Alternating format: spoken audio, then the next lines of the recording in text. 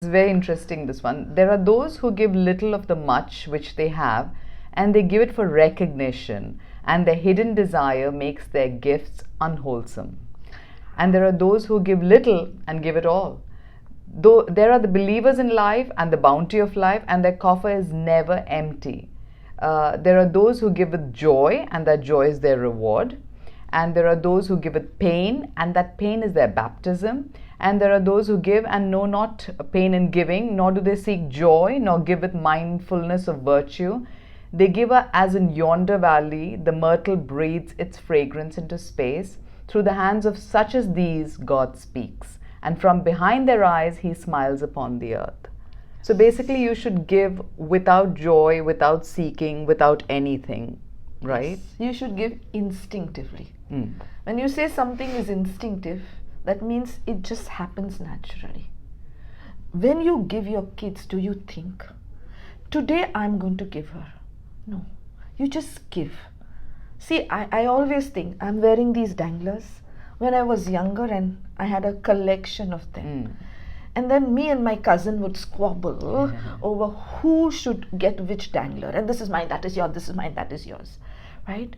And then you grow. And then you have children, and your daughter becomes a teenager, and one fine day she just walks in and takes your dangler. Do you fight with her? No.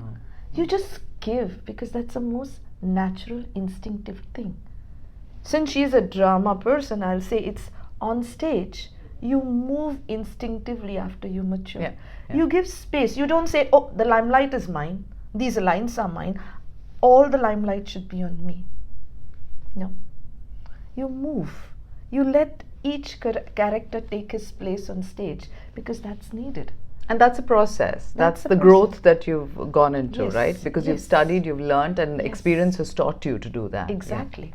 You blend in your character. You don't stand out. The character is made to stand out, however little. But I would like to focus on the first thing, where people give, and then they want their name.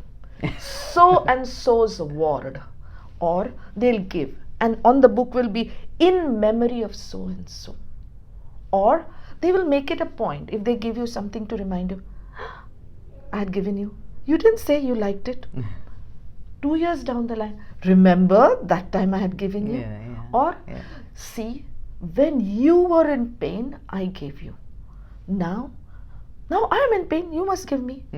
This is barter. I give you, you give me. That's not what we are talking about. We are talking about an effortless giving, more like the wind. We are all breathing now. Do we feel the air around us? But if Mr. Sun were to come out now and start scorching us, we know. So the people who give and want their placards or remind you I gave, are like the sun who say, I'm giving, please notice me. And the others who give just for giving are like the air. You breathe and you don't know it's there. But Doc, can I ask you, one of the things, I think one of the reasons that giving also has changed, though, Khalil Gibran was not here at the time of Facebook, but it's also because of social media. He was a visionary. He knew we'd do this. So because of Facebook and Instagram and on Twitter and whatever, I think a lot of times you also give with the idea of this is such an amazing Kodak moment which can go on Facebook and then I can post about it and this is my next status update. Yeah, that happens. But in that also, Sangeetha, I think there are two things. You can make it out. Those people who put it on Facebook because they want people to say, Jahan pana tusi great ho. And there are those who will put it up because they want to support the cause they are supporting. And therefore want other people to support that cause. So they are creating an awareness about that cause. Like for instance, recently I gave a talk on Pinkathon, where people run to support the awareness of breast cancer. Okay. So you're running. Of course, people put their photographs, but at the end of the day, it's not just a run. It's a run to create awareness. And I think that is okay, as long as you're not saying, making it all about I am the great. And so long as you're putting the right hashtags. Yeah, on that point, I wanted to share this. So I practice an overprivileged society like Singapore, and I have also practiced with tribals. And it always intrigues me when people ask me here, what's your best price? And it kind of makes me comfortable, because with professional, the price is not of a product. It is for their time and their experience. Okay. And when I was working with my tribal patients, we would charge them, mind you, because the concept was don't give anything free, because then it would lose its value. It was just 1 rupee that we would, but 1 rupee is a big for a tribal person. Of course, that money was reused for them, but it was still something that they were made to pay. But these tribals would walk miles to come and see me. And in a very dirty, ragged up cloth, they would bring me berries from the mountains. They would sometimes even bring me fish or crabs which they had caught in the field.